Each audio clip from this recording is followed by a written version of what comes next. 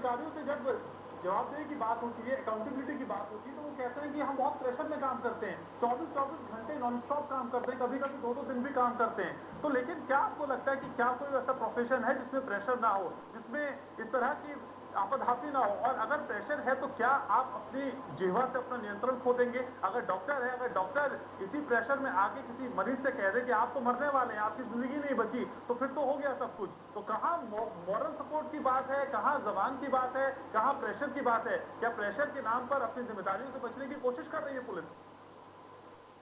निश्चित रूप से जो प्रेशर की बात आ रही है वो जिम्मेदारियों से विमुख होने वाली बात है। मैं नहीं मानती कि कोई पुलिस वाला कोई क्राइम होता है तो मौके पे पहुंचता है, आराम से पहुंचता है, वो इतनी एक्टिविटी उसके अंदर नहीं दिखती।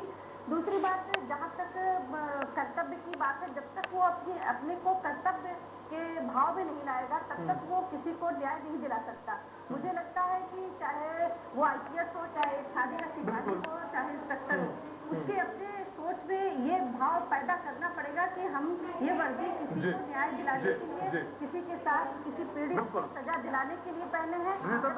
अपने अंदर भावना पैदा करेगा तब तक वो आपसे आखिरी सवाल यही कि आप सामाजिक कार्यकर्ता हैं, महिला हैं और बहुत एक्टिव हैं, लेकिन क्या बतौर महिला इस पुलिस से आप भी खौफ खाती हैं, डर लगता है आपको? बहुत संक्षेप में।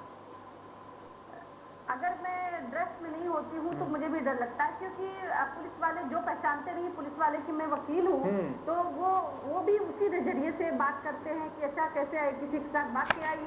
मतलब उनकी जो लैंग्वेज है वो इतनी गंदी होती है, उनकी जो सोच है वो इतनी गंदी है कि इसीलिए मैंने कहा कि उनको मोरल एजुकेशन की जरूरत है। उनको ये भी नहीं समझ में आता कि यहाँ देख कर पहनावे से या कोई ठीक ठाक लेडी आई है तो उसको देखकर ये समझ सके। मोरल एजुकेशन की बहुत जरूरत है, संस्कारों की जरूरत है और समझने की जरूरत है कि महिलाएं समाज का हिस्सा है। इस आधी आबादी का आपको सम्मान करना ही होगा और जो पीड़ित आपके पास आए उनके दर्द को कम से कम दूर करने की नहीं तो समझने की कोशिश तो आपको करनी ही होगी। बहुत बहुत शुक्रिया रिचंद्रा जी आपका, बेबी साहब आपका समय निकालने के लिए, और विजय आपका भी बहुत बहुत शुक्रिया लखनऊ से जुड़ने के लिए।